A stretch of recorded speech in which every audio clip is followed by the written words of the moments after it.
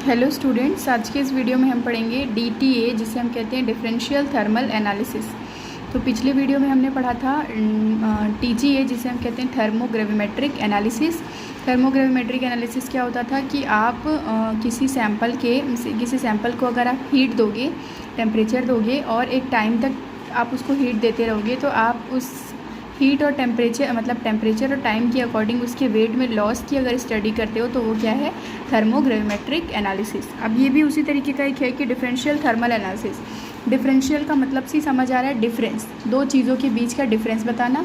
Thermal का मतलब है हीट से और एनालिसिस का मतलब एनालाइज करना।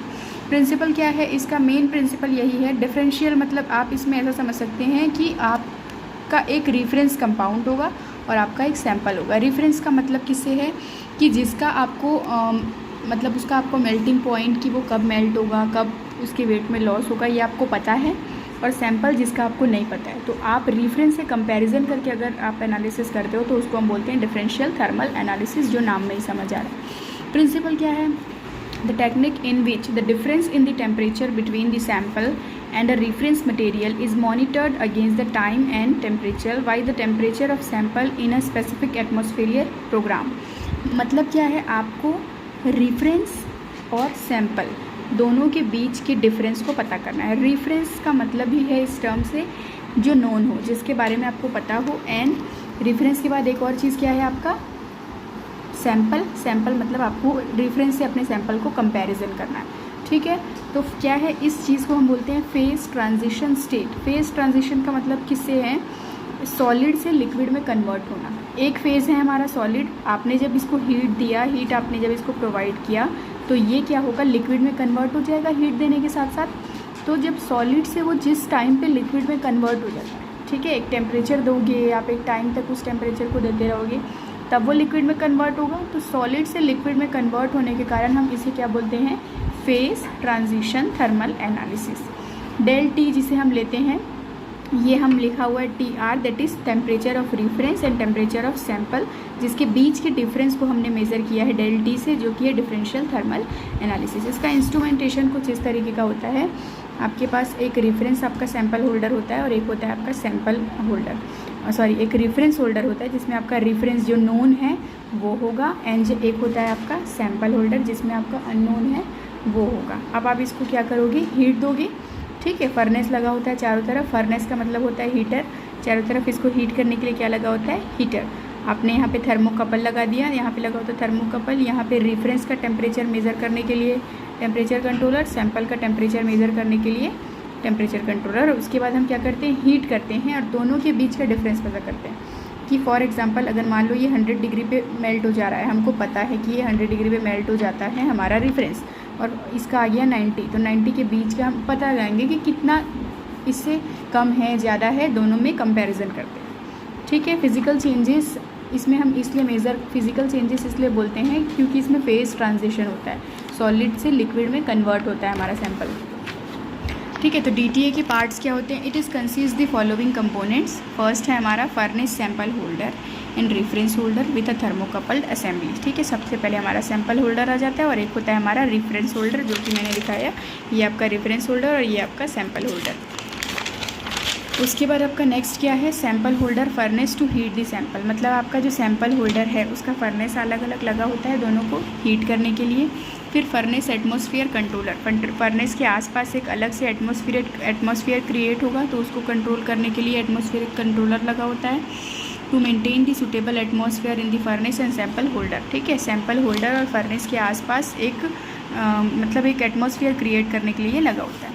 फर्नेस एटमॉस्फेयर कंट्रोलर, ठीक है, furnace temperature controller, temperature control करने के लिए क्या लगा होता है, फर्नेस टेम्परेचर कंट्रोलर। नेक्स्ट लगा होता है हमारा लो लेवल DC एम्पलीफायर, ठीक है। करंट हम सप्लाई करेंगे तो उसके लिए डायरेक्ट करंट लगा होता है। And recording device, that is recorder, या हम इसे सिस्टम भी बोल सकते हैं। तो कर्व हमको किस तरीके का मिलता है, मैंने आपको बताया था लास्ट टाइम कि अगर आपका ये कर्व है, अगर आपका कर्व ये नीचे की तरफ जाएगा तो ये क्या है, एंडोथर्मिक रिएक्शन। अब एंडोथर्मिक और एक्सोथर्मिक क्या होता है बताऊंगी, और अगर ऊपर जाएगा तो वो एक्सोथर्मिक। फॉर एग्जांपल आप इसमें क्या कर रहे हो, रेफरेंस ले रहे हो जिसको आपको आपका इसका टेम्परेचर आपको क्या है, नोन है, और आपने सैंपल लिया, इसका टेम्परेचर आपको अननोन है, ठीक है। तो जब आप रेफरेंस का आपको नोन है, सैंपल का अननोन है, जब भी आपका सैंपल का जो टेम्परेचर या आपका जो कितने टेम्परेचर पे मेल्ट हो रहा है, अगर वो रेफरेंस से ज़्यादा आएगा, फॉर एग्जांपल इसका 90 था और आपका आएगा 100, तो आपका कर्व ऊपर की तरफ जाएगा।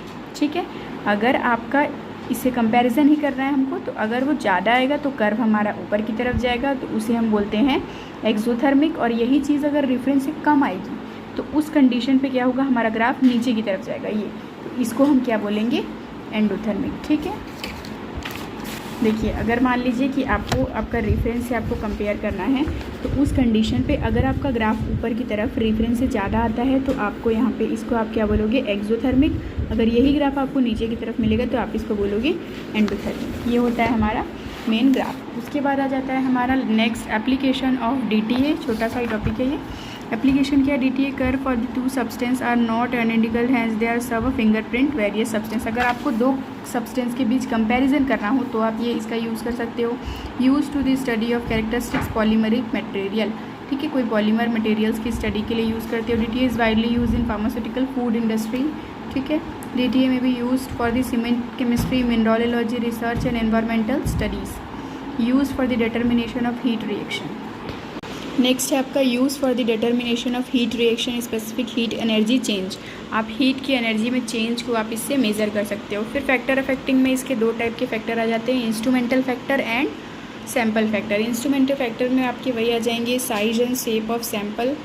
ठीक है, मतलब इंस्ट्रूमेंट के क्या क्या चीज़ हैं जो इफेक्ट डाल सकते हैं। आपके नेक्स्ट हैं कि सैम्पल के क्या क्या साइज शेप है वो इफेक्ट डाल सकते हैं। तो लास्ट में जैसे देखा था हमने कि इंस्ट्रूमेंट का जो है furnace heating range and furnace temperature ये इफेक्ट डालेगा, एंड सैंपल में हमारे particle size and the weight of sample ये इसमें इफेक्ट डालेंगे। वो ऐसा ही रहेगा। एडवांटेज आ जाएगा इसका, instrument can be used a very high temperature. ये बहुत हाई टेम्परेचर पे यूज़ हो सकता है। Instrument are highly sensitive. ठीक है, ये सेंसिटिव है। कैरेक्टराइज ट्रांजिशन रिएक्शन, आपको इससे किसी भी सैंपल का फेस ट्रांजिशन सॉलिड से लिक्विड में कन्वर्ट होने से क्या डिफरेंस आया, ये चीज़ आप मेज़र कर लो। नेक्स्ट वीडियो में हम पढ़ेंगे DSC, जिसे हम कहते हैं डिफरेंशियल स्कैनिंग कलरीमेट्री।